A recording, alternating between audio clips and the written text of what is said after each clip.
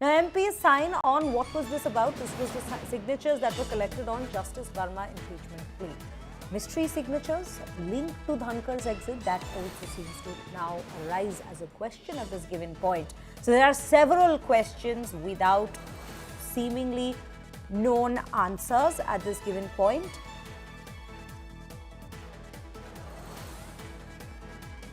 Now we have some more details as well at this given point as we speak at length on the resignation. We're consistently bringing you a holistic view of what exactly has gone down.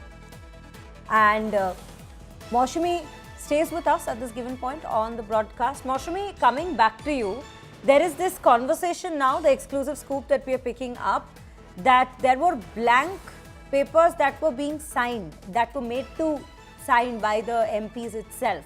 What more are you picking up on this very angle?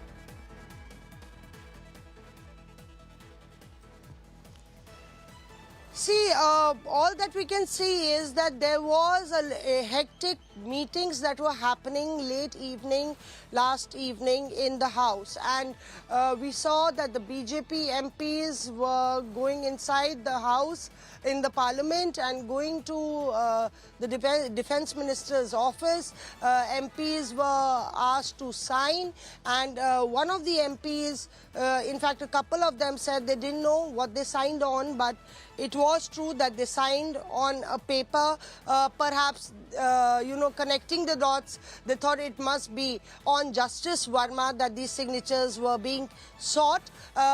Let me tell you that already in the upper house, the 63 opposition MPs had given a notice to the chairman. That was in the noon yesterday as far as impeachment of Justice Verma is concerned. And thereafter these meetings had started. The BJP MPs were involved in a signature campaign where they were called upon. These were MPs from the upper house that were called upon, not from the lower house. Already in the lower house, ruling and opposition party MPs had submitted a memorandum, a notice to the Speaker for impeachment. So these activities were happening as far as, the Rajya Sabha is concerned, and this went on for quite some time in the evening, and we've seen that simultaneously the BAC meeting of the Rajya Sabha was cancelled because it was unattended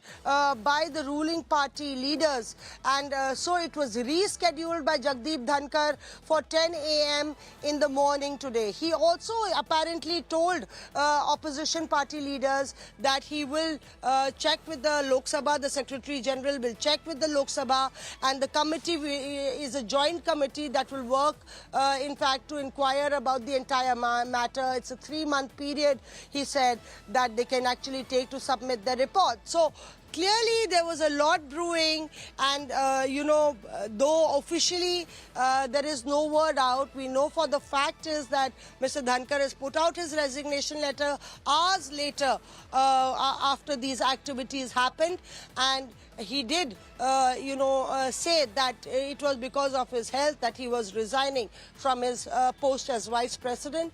It remains to be seen that what actually comes of it, but a lot could be read between the lines. Point, there is a lot that doesn't meet the eye, or at least that's what it seems so.